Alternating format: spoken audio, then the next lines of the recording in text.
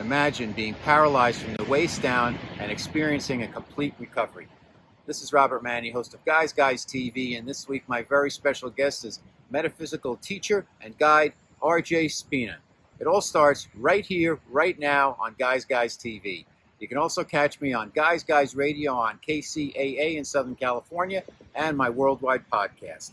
Guys TV, Guys Radio. Thanks for your support. Okay, Guys Radio, my favorite portion of the show is when I bring on a very special guest and we all get to learn something together because that's what we do here on Guys Radio. So I've got a very special guest. His name is RJ Spina, and he's had an amazing life and the experiences that he's got a gift, but he's had to go through some experiences to really put that gift into action. And I don't know if some of those experiences all of us would want to go through, but I marvel at his experiences and his gifts. So let's get into it. He's a metaphysical teacher, and he's a guide who overcame chest down paralysis, diabetes, pancreatitis, Hashimoto's disease, and several other illnesses. He offers healing, counseling, and meditation and self-realization instruction around the world. He lives with his partner, Jennifer. They have 2 Jack Russell Chihuahua mixes. And for more, and we'll talk about this later, his website is ascendthefrequencies.com. He's got a new book. It's called Supercharged Self-Healing, a revolutionary guide to assess high-frequency states of consciousness that rejuvenate and repair. And like myself, RJ is, he's not opposed to Western medicine, but we all know that it's important for us to learn as much as we can about how to work with energy, how to work with frequency, and how to manage our own health so we're not at the mercy of the quote unquote system. So welcome to Guys Radio, RJ Spina. It's an honor to have you on the show. Thank you very much. It's my pleasure, Robert. Thank you for having me. So let's start right at the beginning. You had some amazing experiences happening to you. You started out as a kid where you started to be able to kind of astral travel, for lack of a better word, and then that kind of was tampered down because nobody vibed with that. And then you had an amazing, it came back when you were in your 20s, but you had an amazing streak of illness that paralyzed you. And then your gift came through and you did use Western medicine, but here you are, cured and helping people. So tell us what happened. Sure. Yeah. So the quickest preface would be that yes, as a kid, without any sort of effort or trying or training, I would what's called astral project. I would just leave my body. I would just sit down and relax and kind of start to drift off to fall asleep. And all of a sudden, I was literally standing beside my body, or I was hovering above my body. And so this would just occur naturally. I wasn't trying to do anything. I just came into this world this way. I didn't really identify with my body or being human. So my soul was able to just leave quite freely. As a child, what did you think of that as a kid, a little kid, that was happening? Was that just something like, oh, I guess this is how it is for everybody? Or did you realize that, wow, I'm having this experience and nobody else is? Right. So for me, it was totally normal. I mean, completely and utter, that was me. I knew I was spirit because that's what I would experience. I would literally see my body sitting there. So as a child, this was totally normal. And it's a good question, Robert, because I remember, I can't remember if I was 4 or 5, but I was young. And I remember I went up to my mom and I said, what happens to you when you fall asleep? Like, what realm do you go to when you leave your body? And she looked at me like, she looked at me like, what did you just say? What are you talking about? So it was really only at that point that I realized what was, totally normal or natural for me was almost unheard of really for anybody else. Wow. So how did you so you went through, your teens and you kind of tampered down your abilities because you didn't recognize them because I guess other people couldn't relate to it. So then what happened? Yeah, I was just normal like everybody else, although I certainly was able to tap into things in a way that the book explains it, but in a way that we associate these things with being a mystic or a master or things like that. I would always be connected. Claircognizance, clairsentience, and clairvoyance was always just part of me. I came into the world that way. But yeah, it wasn't supported or understood. And this is, I'm 50 now, so this was a ways ago. Now it's obviously totally different.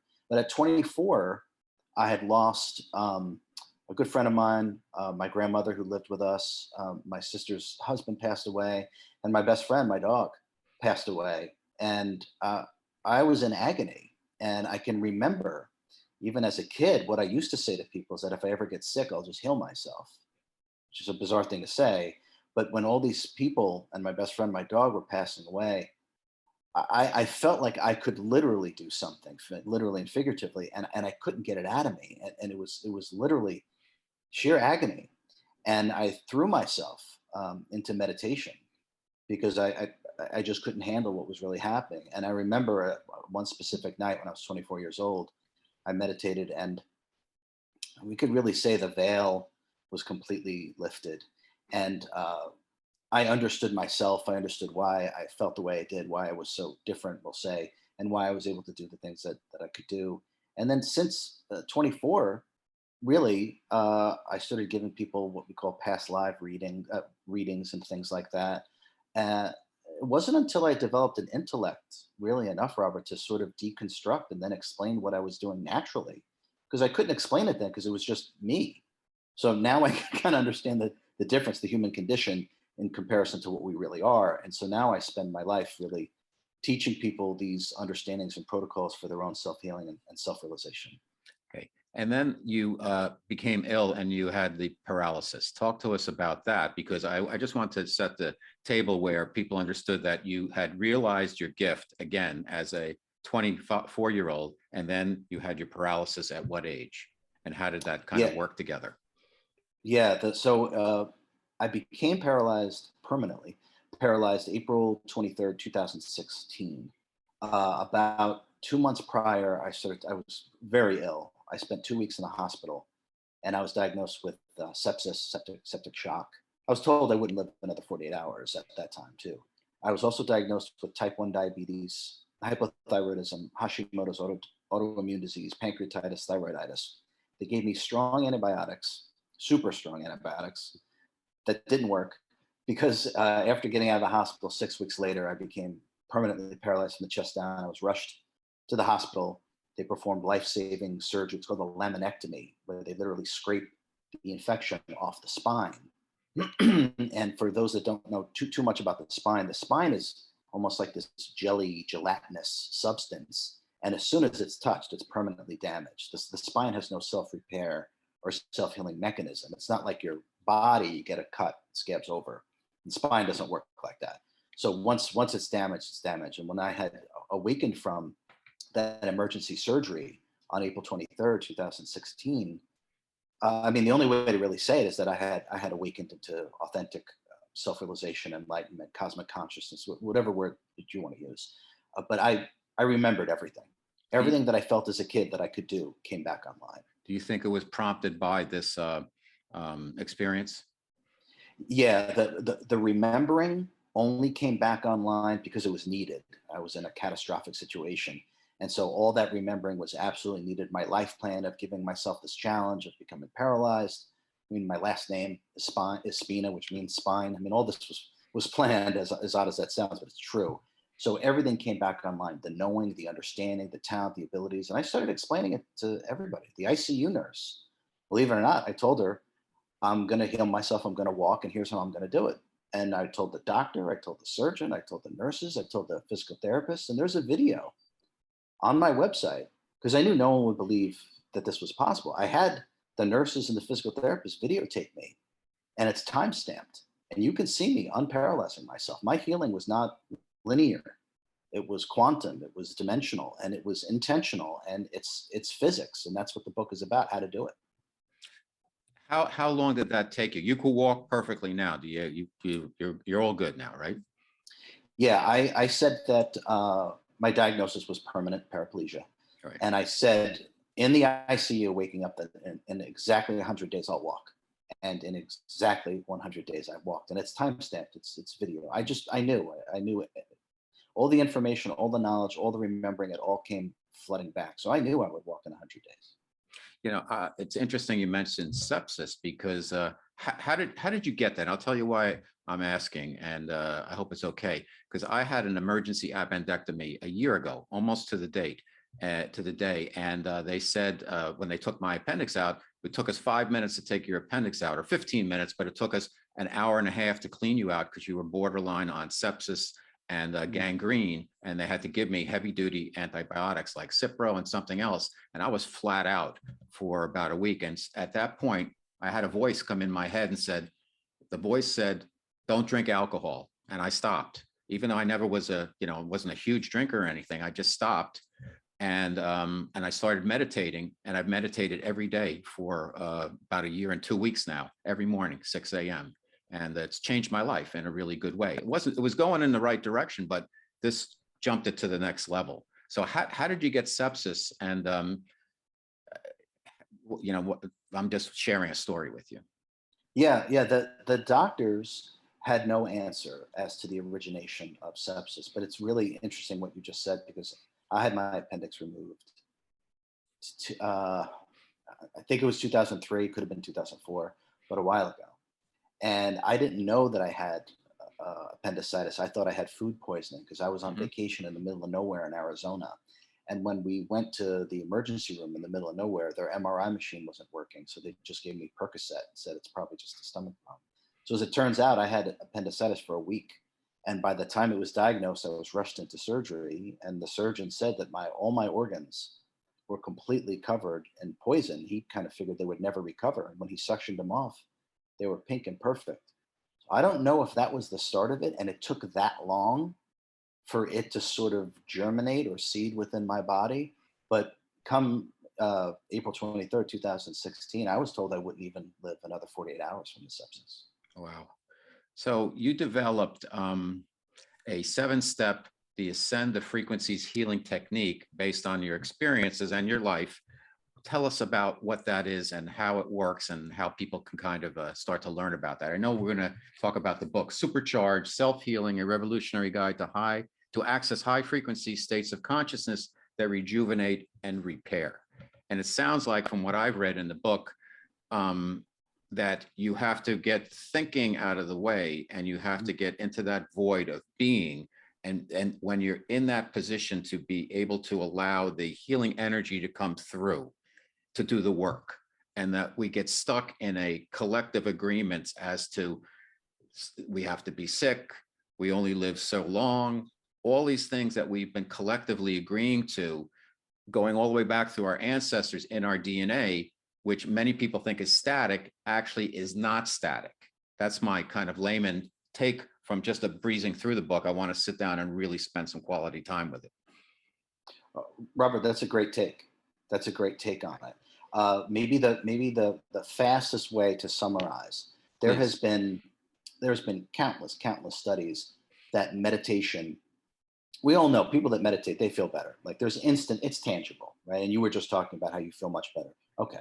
But there's countless scientific studies on meditation that it literally changes your DNA. It repairs your cells. It rewires your brain. I mean, there's endless amounts. So it only stands to reason that deeper, more powerful meditation only increases our ability to repair and heal ourselves by an order of magnitude that human beings don't fully understand yet. So and now they do. Just get the book. So this is really the fundamental understanding. We start to work with the self, the soul, whatever word you want to use, through meditation. And there's very simple exercises, and we'll do one to bring us into meditation in 2 seconds. I call them magic tricks because they are real magic tricks. So the key is to be able to harness ourselves properly, just like people do regularly with meditation. But this book takes it much, much, much further. And then once we're in this deeper state of consciousness, we could say, there are just exercises and protocols that we do. And when we're operating in this higher state of consciousness, it has a much more profound effect on our body of energy and our physical body. And the only reason why human beings don't know this yet is because they haven't been taught this. It's nobody's fault. So now we're going to unveil what I've been told to call the wisdom that transcends knowledge. So it's just a completely deeper, more powerful state of meditation that is directed purposely towards self-healing and self-realization. I love it. Well, I tried one of the techniques in the book, and it was very simple. Basically, you take the 2 fingers and put them in the middle of your chest, and it calms you instantly, and you stop thinking, and then imagining the inside out coming out to your fingers. And it puts you in a state of just chill and for as long as you want. So I got that one. So talk to us about some of the things that, what can people do to kind of keep themselves healthy just on a day-to-day basis? Yeah, right. That's the question, right? And I'm glad you availed yourself of that. And these things they work instantly. It's Hmm. interesting, right? Okay. So one of the things I like to say now, on the surface, it sounds weird, but just follow. Well, everything I say might sound weird. So just follow me on it. Okay. So when we're caught up, we're anxious, we're stressed. Okay, which is sort of the normal state, right, for Right. everybody. Okay. So one of the things I like to say, and I'll explain metaphysically what's happening, but what I like to instruct people to do is just pretend everything is a boring movie. Now, what's the thing about it? Why does this work, and what does this do? Okay, we all know what it's like to watch a boring movie. Unfortunately, right? We don't care. We're disengaged. We're not caught up. We're not going for the ride of whatever's going on. We're just like, whatever. I want everyone to really think about this, okay? Because the reason why we're so stressed out and anxious is because we are caught up. We are going for the ride. We are attached to what is happening. So, metaphysically, when you're attached to something or someone, your energy is what forms the attachment. And I know our physical eyes don't see this, but I promise you, the higher mind can see it. So, when we're attached to something or someone, our energy is actually stuck to them. So now we have lost control of our life. Whatever that person or that thing is going on, we go for the ride because our energy is attached to that thing. We have no control over our life anymore. This is why we're stressed, anxious, or depressed. Okay. So the remedy to this Okay. is to pretend it's now a boring movie. Because what happens is, if it's a boring movie, your energy comes back to you. You're not attached to what's going on. You don't care. Now that your energy comes back to you, you can be calm, centered, present, in control of your life. And now that you have your energy, you can channel it in whatever direction your intentionality wants to take you. You can create the life, whether it's healing, business, relationship, doesn't matter. Now you have the energy that you can follow through by using your intentionality. But if you're caught up and attached to everything, your life's out of control. So just pretend everything is a boring movie and watch what happens to your energy. You just instantly start to feel better. That's amazing. A lot of times, and I did this practice, I don't know why, in the past month where in meditation, I claimed my energy back because I think a lot of people give their energy out to all the people who I've dealt with that I didn't want to have my energy. And I felt that they were draining me, whether intentionally or not. I called it back and I did it over meditation for 3 or 4 days. And then reclaimed my energy and gave them their energy back because I didn't want their energy. And I don't know why I came up with that, but it seemed to make me feel a lot better. It sounds like that's similar to what you're talking about, is that we take on other people's energy and we lose our energy to other people. Is that true? Absolutely. So if, think of attention. Okay. If we're giving someone or something our attention, what we're actually giving them is our energy. Attention is energy. And where your attention goes, your energy flows. Okay. So again, we'll come back to the boring movie thing, which I know sounds Okay. silly, but it works. So if we're watching a boring movie, we don't care. We're not engaged. We're not caught up. So what happens is a buffer gets created because our energy starts returning back to us. And as our energy starts returning back to us, we feel better. That's our energy. So now we have our full complement of energy. And this energy, this is what we use to think, to emote, and to animate the body. Now, healing, to draw this into healing, your body needs energy in order to heal. Now, the reason why we've heard the term the parasympathetic state, that's the state the body goes into for repair, growth hormones, cellular repair, and things like that. That only happens when we're asleep. Why is that? Because during the day, we are losing our energy constantly. We are expending our energy constantly in thinking and emoting and doing, which is really what damages the body. So, really, by pretending everything is a boring movie, your energy starts to come back to you. You feel it, it's tangible, you're instantly calm. You are now starting to put yourself into the parasympathetic state. So, in other words, you can actually start healing yourself 24/7 just by using your energy in this way.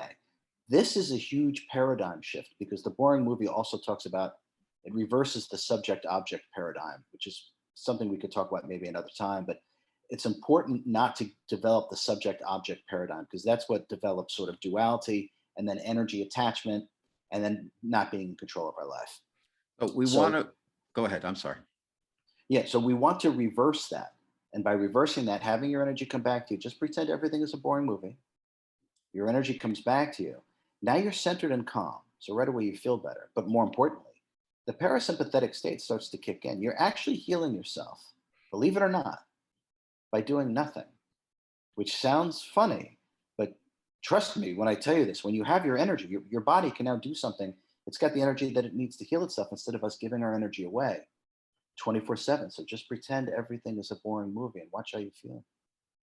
Now, you also talk about kind of you want to be able to step out and witness yourself. And when you're witnessing yourself, you're actually, that's where the work takes place. While you're in your body and focused on that, it's, you want to be able to look at your body, but not be part of it, I guess, and bringing in the energy for healing. Help me out with that. Yeah, yeah. This is so if we start to gain this necessary detachment, just like we detach with the boring movie, okay, we're not the body. Okay, the foundation of what people call the ego, or what I call the ego mind identity, is the identification with the body. We are not the body, it's a vehicle. We are aware of the body. We are aware of sensations. We animate the body. When the soul wants to go somewhere within the physical universe, it gets into a vehicle and it travels. This is the vehicle. When we want to go somewhere, we get in our car or our truck or whatever. It's the same understanding, okay? So we have this, we get to enjoy this and use this, but no one takes us with them. We slide into it through incarnation and we slide right out of it upon what's so-called death, but there's no such thing as death either.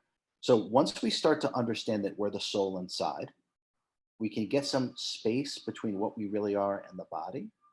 Now, once we get some space between what we really are and we realize that we get to enjoy this, that space right there, that's the room that we need to work. That's the room now that we have that we can bring energy in, we can move energy around. This is really the key. Detachment is really the key. We have to start working with the truth. And the truth of the matter is, we are a soul. We are an energetic being having a temporary human experience. And once we know the truth, we're able to operate in a way that will bring about a better quality of life, which includes healing and self-repair. My very special guest on Guys Radio, and I'm loving our conversation. It's RJ Spina, Supercharged Self-Healing, a revolutionary guide to access high-frequency states of consciousness that rejuvenate and repair. Let's talk a little bit about the high frequency. You assigned some frequencies to the different chakras. How do you ascertain what those frequencies are? And can people be able to be doing some type of self-measurement to knowing what their frequencies are in various states so they can be in a position to heal? Yeah, that's a good question, Robert. So I would say the most important thing, we can throw the specificities like the numbers and stuff. That doesn't really matter in terms of our quality of life and our healing. But what does matter is to realize that thinking, emoting, and doing is very low frequency. Okay. Now, what we are is a supremely high frequency being. What we really are is a fractal of God, supremely high frequency. And people use the word soul for that. Okay. So, in order for us to start to engender self-repair and a better quality of life, we have to learn how to not operate in a low frequency way. So, low frequencies are beliefs, thoughts, emotions, actions, and behaviors. That's low frequency. High frequency is to be able to be still and what we call meditation, where there's mental clarity and emotional balance. Now, by doing that, you are literally operating in a higher frequency. And it's not a coincidence that when we meditate and do that, we feel better. That is a direct correlation and tangible proof about what I mean about a higher frequency. As soon as you start thinking and then emoting and then doing, you're literally like a slinky going down the stairs. You're literally dropping your frequency. And disharmony comes from low frequency thoughts, emotions, actions, and behaviors. We actually do it to ourselves, believe it or not. So when we operate in a higher frequency, above the thought realm, emotion realm, behavior realm, and we're just kind of present, we actually start to feel better. This is why people are drawn to meditation. So the paradigm shift is to be able to stay that way all the time. It's confusing for us because we don't have any frame of reference. We simply think that we have to think about everything all day. Robert, our entire life is memorized. You see a cup, you know how to drink from it. You see a chair, you know how to sit. You see a car, you know how to drive it. You know how to wash yourself, bathe yourself. You know how to drive to the store. There's not a single thing that you actually have to think about. It's already memorized. Now, when we start to, this is profound, when we start to understand this, all that energy that we are using to think and emote constantly, bring that energy back to you. Let it sit where it needs to be. And then that book will show you how to direct it properly towards your self-healing. This is hugely important to understand, that we do not need to be thinking and emoting all day long. This is a habit. And like all habits, they can be broken. And one way to break them, you mentioned, is 2 fingers to the chest. Let's do one more that's instantaneous as well. Very simple. So let me just make one thing for all of our listeners out there. If you're driving or whatever, don't do it. If you're operating heavy machinery, but if you're home relaxing to us, listening to us, have at it. Okay. So this is very simple, just like Robert alluded to 2 fingers to the chest, or pretend everything's a boring movie. Here's another one. Pretend that you just arrived here. No past, no future.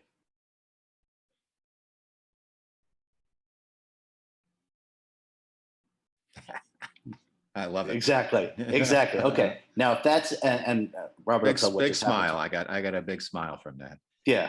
So okay. So now, metaphysically, okay, what just happened is when we pretend that we just arrived here, no past, no future, the mind goes blank. Just dropped everything, right? Everything, and this is this is the key, right? Okay. So what happens is the ego mind identity, or the human character that we create, is the story that we tell ourselves. Okay, the beliefs, the concepts, the past, the future, back and forth, all day long, nonstop, right? Okay. So when you pretend that you just arrived here, no past, no future, the energy, metaphysically, the energy actually drops out of your mental body, and it actually drops below your emotional body. And what happens is the recognition of the soul or the self emerges, which is why people smile immediately. Some people laugh immediately. That's the real you. And so by doing pretend you just arrived here, no past, no future, instantaneous centering, you're in what people call meditation. Self-repair and self-healing has started. And by the way, staying in this state, which is effortless, this is the precursor to authentic self-realization, of what people call enlightenment. This is how you start, with a clear head and a clear emotional body. Absolutely amazing. Do you think, let me just change the subject a little bit, if we could pivot, RJ, because there's so much going on in the world now. And it seems like everything I'm reading and listening to people are talking about, well, a lot of these issues we have come from our 3D existence, and we're moving, the planetary is moving, humanity's moving towards the 5D, where we can instantaneously do a lot more, but there's some forces at work to kind of keep us down. And there's some people who are going to go to the 5D, and other people are going to stay in the 3D. And a lot of us are like, we go to the upper room, we come back down again, and we get angry, we come back down, we go up again. And it seems like there's this push and pull going on across the planet now. Am I on the right track? What is your take? There is an awakening happening. The forces at work, and we just call these low frequencies. As we talked about, beliefs, thoughts, emotions, actions, and behaviors are very low frequency. And so essentially, all of our human behavior is really at the behest of our beliefs, concepts, and ideologies that we've identified with. So in other words, what we're doing is we're keeping ourselves in a low frequency state. We're operating in a low frequency way. Now, evolution or ascension or awakening, whatever word you want to use, cannot occur when you are capping yourself off and only operating within the belief, thought, emotion, action, and behavior realm.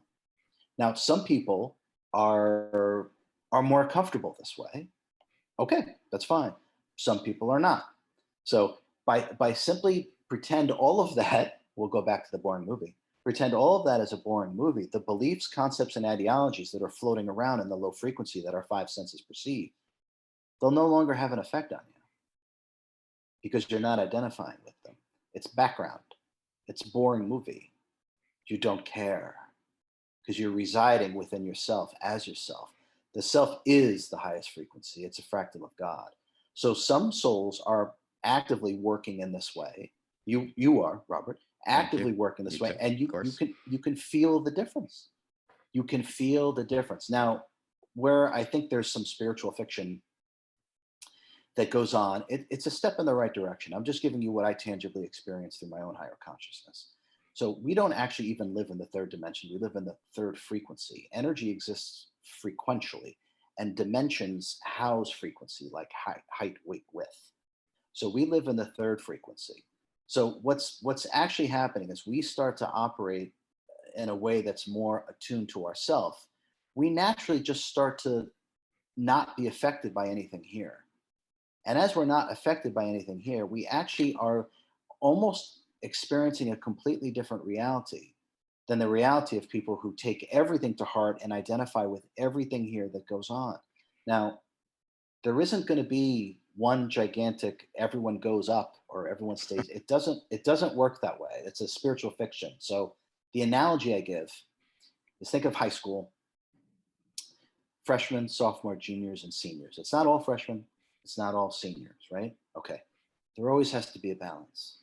Okay, this realm must remain. So there's always going to be a balance. There's going to be people that are really operating and identifying with the low frequencies. There are going to be people that are just starting to sort of break free of that. And then there are going to be people that are totally leaving it behind completely. But those people that are leaving it behind completely remain here. They remain here as a light, as an anchor of higher frequency. So other beings can see what that looks like, feel it, it's tangible for them. They can work with someone like this. It's like a room, you go into the living room and the light's off. All you have to do is turn on one light and you can see the whole living room. It only takes a few beings to be completely awakened, because the light that they emanate changes the perception of everyone that's in the room. So that's one way to look at it. It's not going to be a planetary thing. It doesn't work that way. There's always a balance. It's up to each individual to choose how they want to operate. Do they feel content, love, wisdom, happiness, joy the way that they're operating? If not, then it's time for a change. Plain and simple. So for those folks who are, and I agree with you completely, and thank you for articulating that so well, RJ, that people are kind of getting with the program in terms of the light and raising their frequency, and not in a snobby way, but they're finding themselves that they're not even seen by some of their old friends. They're not even recognized. It's like they forgot about you or they don't see you or something. And it becomes frustrating for a lot of us. We're out there and we're dealing with the 3D all the time and a lot of the lower level frequencies. What's your best advice so people don't get discouraged and they just keep going and realize that their role is being the light, and you have to keep going? What are some words of encouragement there? Yeah, that what we're talking about, Robert, that really is the evolution of consciousness. That's really what it is. So the self, soul, whatever word you want to use, this can no longer evolve by putting its attention on things outside of itself. That's very simple and it's very profound. We must understand this. We have moved past the ability to evolve our own consciousness by using beliefs, concepts, ideologies. These are things that lie outside of the self that are just part of five sensory perceptions. So, in order for the self to evolve, we must work directly on the self, as the self, for the self, within the self, and then just enjoy the body and the five senses, but do not identify with the body or what the five senses perceive.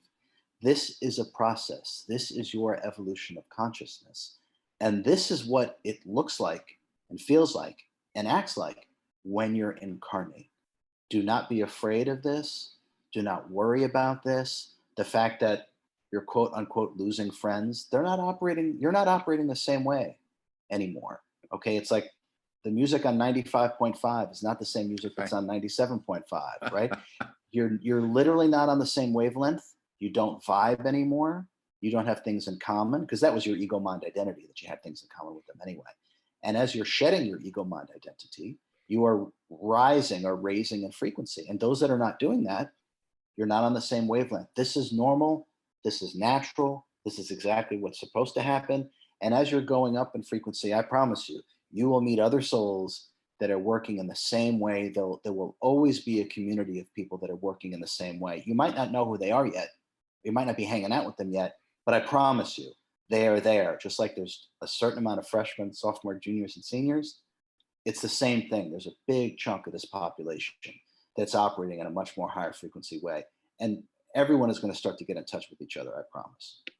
That's great to hear. And I think it's important also, and correct me if I'm wrong, RJ, that people, when they're on this path, that they don't start to, even if they're not vibing with their old friends or whatever, the same way, that they don't think that they're superior because they're on this process. It's not about that. It's about, this is just what you're doing. And everybody's on their own journey, and they're going to get there to the same location, but they're going to go a different way at a different pace and all of that. And you don't know all of their background and what they need. So it's just better to just work with yourself and be kind and love them for who they are and just, keep going. Is that a good take on it? Yeah, absolutely. One way that we can say it is that everyone gets to evolve in their own way and in their own time. Mhm. And no one's keeping score. There's no ticking clock. Okay, let everyone evolve in a way that works for them. Focus on yourself, and just like the image, I think like on a plane when they say that things are going bad, the mask, the oxygen mask, put yours on first, right before you help others. Awaken, awaken yourself. If you want to awaken all of this world, awaken all of yourself. That's how it's done. I love it. Two important questions I want to get to. One is getting back to the health, the epigenetics, where people think like, oh, my dad had cancer or he had a heart attack at 50 and I'm going to die the same way. And I've seen it happen where people die the same way that their parents did at the same time. That does not have to be so. Is that part of the collective agreement in buying into the past, or is that in our DNA that we have to kind of do something to shut it off? How does that work? Oh, it's a great question. Okay, I'll try not to go too far, too far down the rabbit hole with some of that. Okay, part of it has to do with our life plan. So these are the things that we map out before reincarnating. So we know the body and we choose the body that we're going to reincarnate into. And we know all the genetics, we know the hereditary, we know all of it. We're not victims to anything. We're creators. We actually choose the body, we choose the soul, and they choose us, and so on and so forth. So no one's a victim to anything. Now, if that soul who's going to incarnate into a body, we'll use myself, my grandfather and one of my uncles, type 1 diabetes is just it's just in the family. Okay. So it's just going to be something to work with. That's all that is. Does it mean that you will have to succumb to it?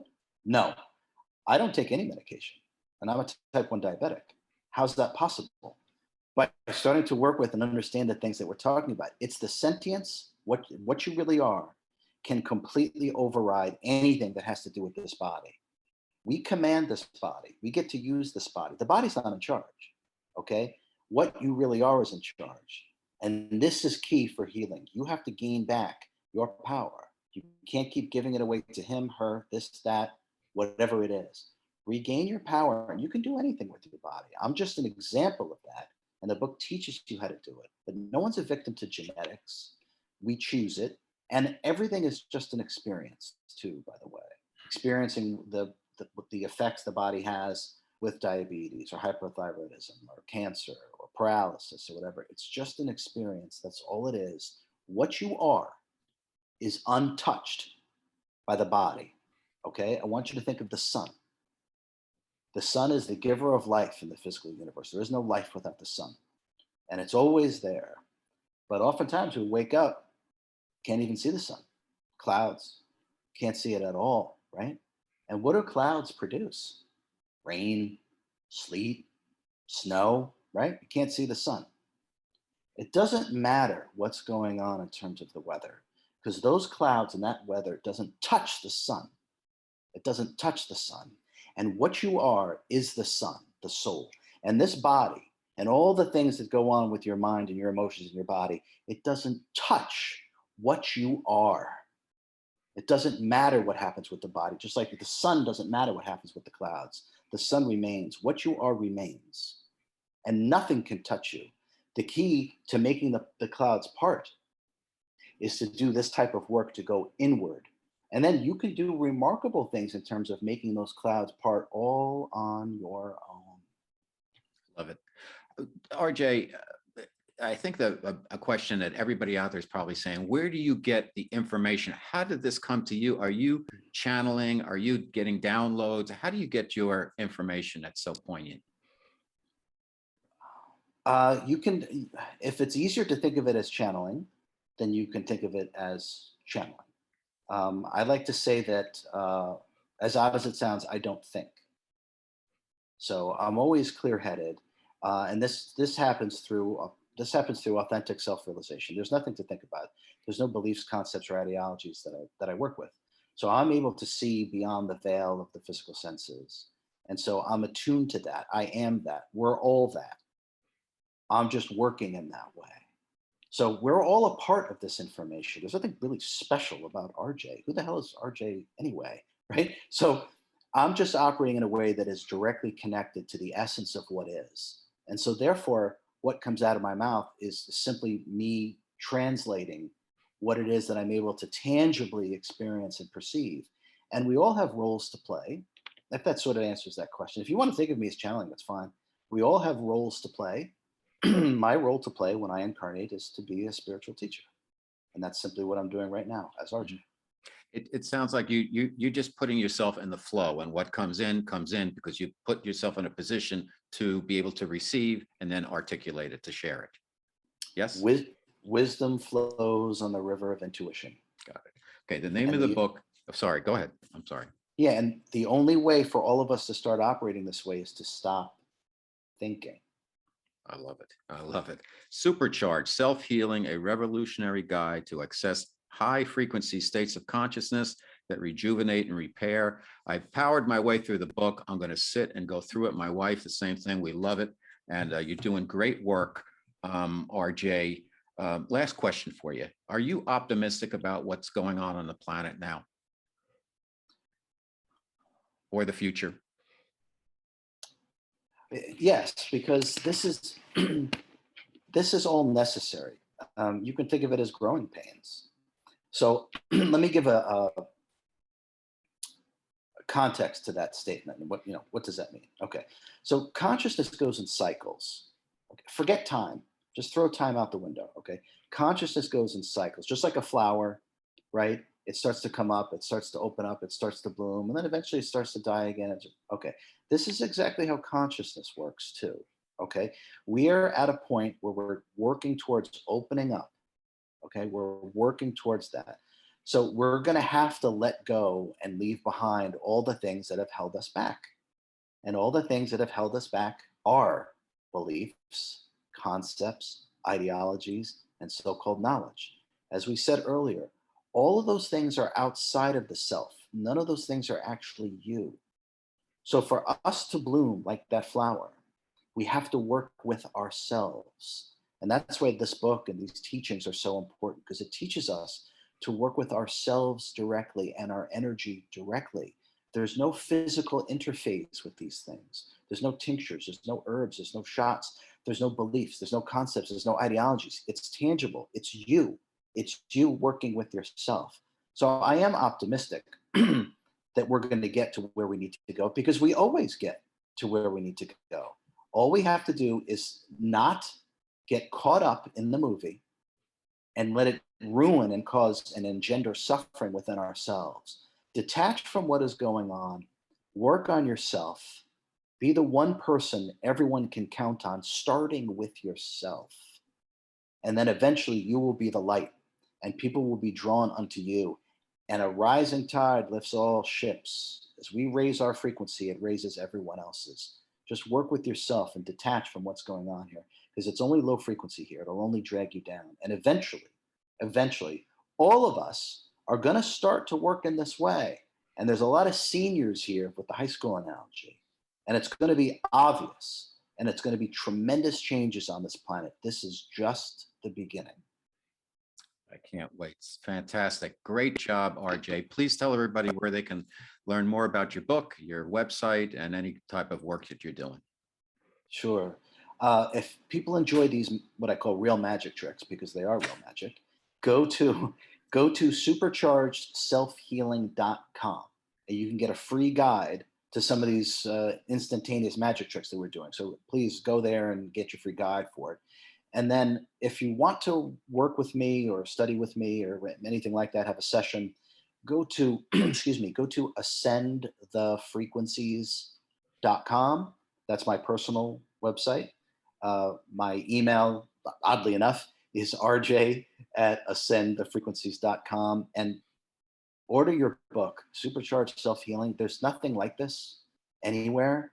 It's now in this realm, and humanity, what you've been looking for, searching for, yearning for, true wisdom, true love, true compassion. Avail yourself of it. Use this book to heal yourself.